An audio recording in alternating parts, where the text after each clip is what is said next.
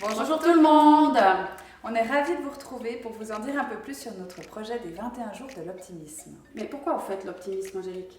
Mais moi je trouve qu'on se sent tellement mieux quand on voit la vie du bon côté. Je suis bien d'accord avec toi, Angélique. D'ailleurs, remercions Martin Seligman, le père fondateur de la psychologie positive. Ce chercheur a fait 2 prises de conscience dans sa vie. D'abord avec sa fille de 5 ans, contre qui s'était un peu trop énervé. Elle le regarde droit dans les yeux et lui dit « Papa, moi quand j'ai eu 5 ans, j'ai décidé d'arrêter de pleurnicher.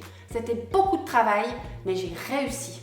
Et alors toi, si tu décides d'arrêter de t'énerver contre moi pour rien, eh bien tu vas aussi réussir à arrêter de le faire. » Bon, d'accord. Ensuite, il se trouve dans un avion, à côté d'un passager avec qui il entame la conversation. Il lui explique qu'il est chercheur et qu'il étudie le comportement des gens qui vont mal, essayer de comprendre pourquoi ils vont mal et qu'est-ce qu'ils pourraient faire pour se sentir mieux.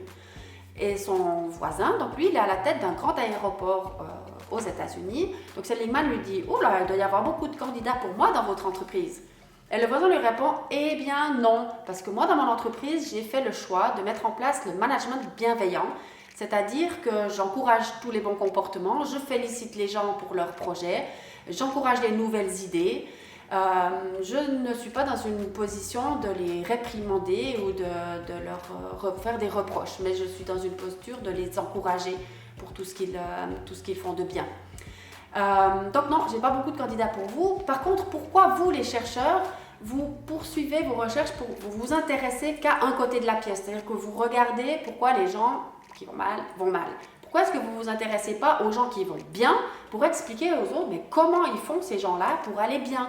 Qu'est-ce qui fait que ces gens se sentent bien dans leur vie? Alors Seligman, là, il se dit, mais c'est vrai finalement, je devrais commencer à m'intéresser aux gens qui vont bien, comprendre comment ils font pour se sentir bien dans leur vie et partager les outils avec le plus grand nombre de personnes pour qu'ils se sentent de mieux en mieux. Donc c'est quelque chose que nous, on a envie de partager avec vous à travers des petits outils concrets, des petits exercices, des petites choses que vous allez pouvoir mettre en place dans votre quotidien et ce pendant 21 jours. Et pourquoi 21 jours, Angélique? Eh bien, 21 jours, c'est une durée qui revient dans beaucoup de cultures, mais aussi dans les neurosciences. Et c'est la durée qu'on estime nécessaire pour entamer un changement durable dans un comportement. Après, bien sûr, l'idée, c'est que ça se poursuive. Absolument, on est bien d'accord. Et se tourner vers l'optimisme, c'est pas juste porter des lunettes roses et planer et croire, ouais, la vie est belle, voilà, j'ai mis mes lunettes roses, tout va bien. C'est pas ça. Se tourner vers l'optimisme, c'est vraiment un travail. En tout cas, moi, j'ai dû clairement le faire. C'était un travail qui était difficile.